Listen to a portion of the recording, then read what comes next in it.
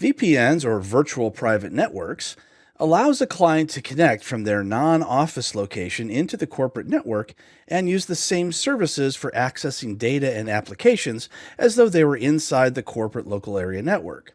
The client connects from their PC to the VPN device across the internet. The data is then securely encrypted. The destination device can be a firewall or a server. And VPNs work with either a site-to-site type of connection or client-to-site connection. Now, Microsoft is trying to rename client-to-site to be called point-to-site, so don't be confused when you see that. As far as the destination device, it can be either the firewall or the server, as I mentioned earlier. If it's the server, the firewall has to pass the traffic through it to get back to the server and then back out to the internet. If it's the firewall, then the destination can be the firewall, and then the data travels to the firewall encrypted and then gets decrypted on the inside of the local area network. Let's see how traffic travels from a client-to-site as well as a site-to-site type of connection. First, we start with the client, and that can usually be a Windows 10 computer or some other device that has VPN connectivity. And that travels off into our main site. We can also send traffic in a site-to-site manner. You can see here the main office is connecting into the remote office, and that's called a site-to-site VPN. Let's take a look at the IP. So if we see our IP address for each of the locations, we can see the main office and the satellite office are two different subnets. So in a site-to-site VPN, it will appear as though they are in the same local area network, even though they clearly are not. We see 192.168.100 is one subnet and 200 is the other. Whereas a client-to-site is going to start out with, say, a 10.1.1.0 type of subnet, but when it logs into the VPN server or firewall, it's going to also get the same internal IP as the main office. So we'll end up with two IP addresses instead of just one. The first IP address will be used for local traffic in the home office, and the 192.168.100 traffic will go into the main office.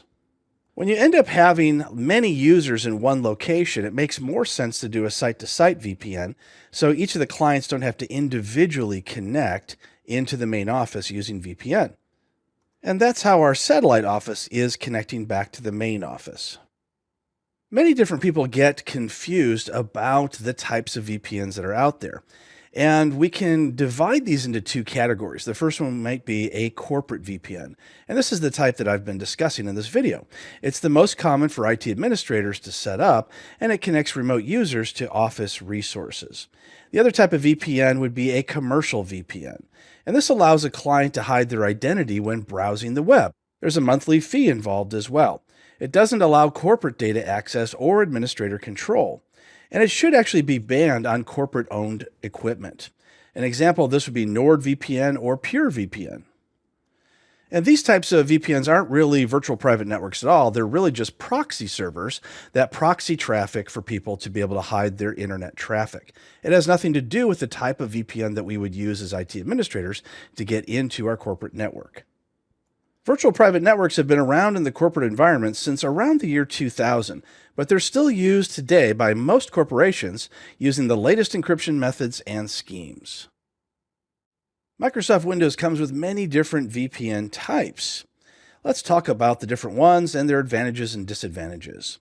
The first would be point-to-point tunneling protocol. And this is the easiest of all VPNs to set up, but it's also the least secure.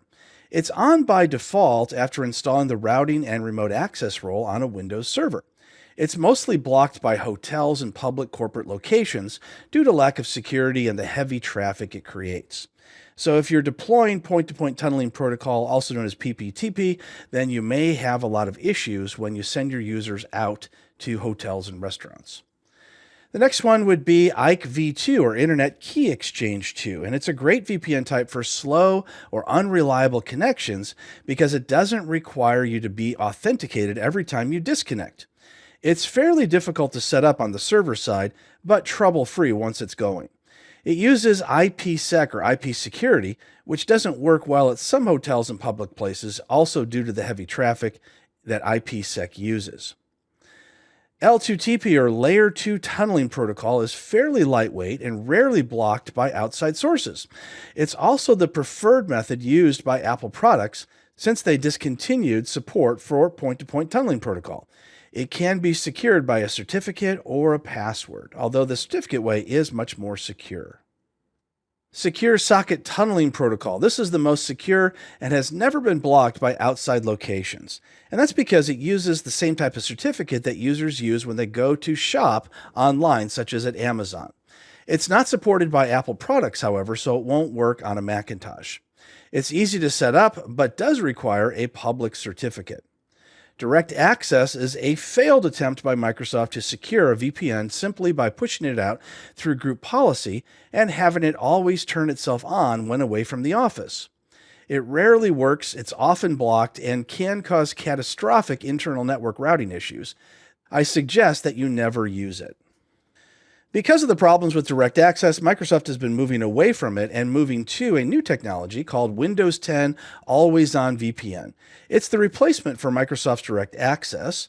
Always-On VPN aims to address many different shortcomings of DirectAccess, including support for Windows 10 Professional and non-domain joined devices, as well as cloud integration with Intune and Azure Active Directory.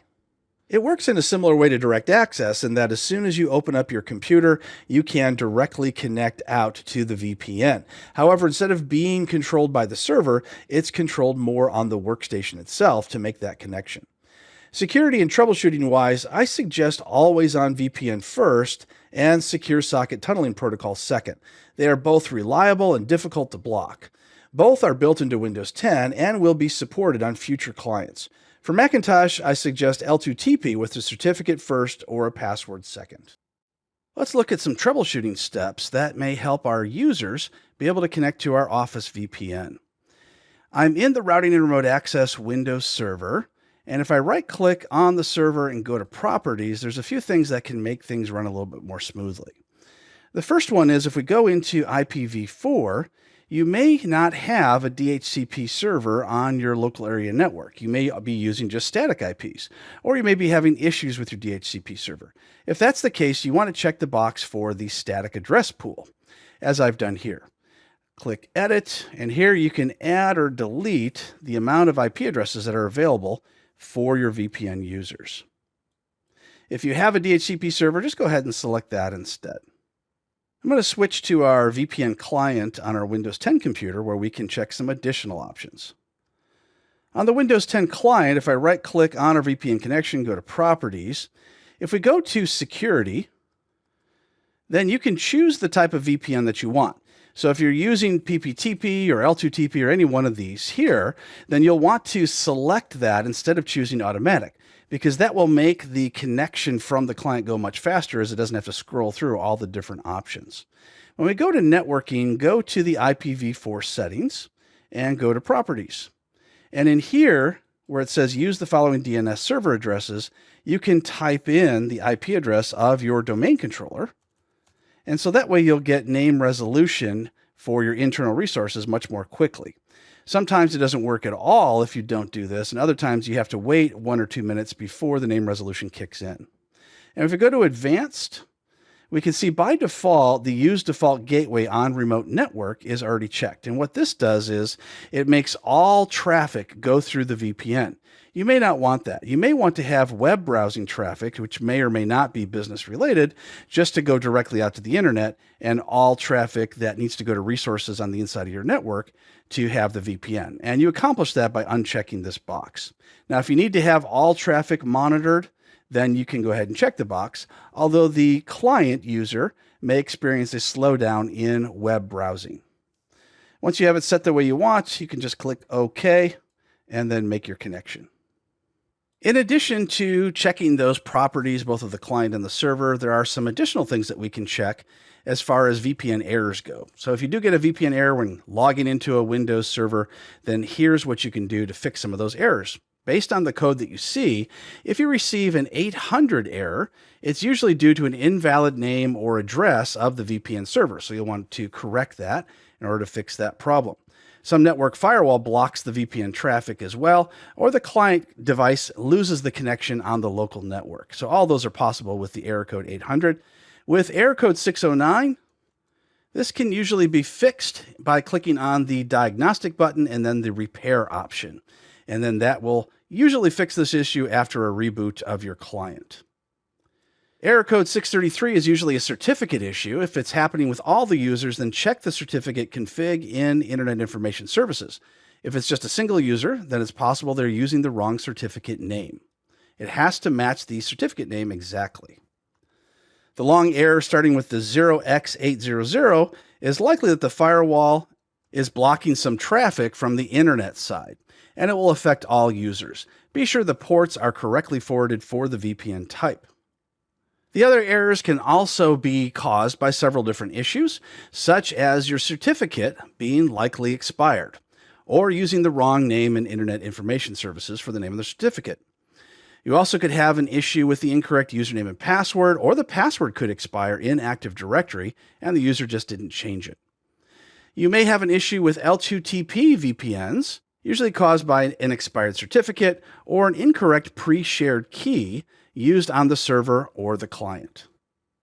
There are other errors as well, but these are the most common and can usually be fixed in just a few minutes, either on the client side or on the server side.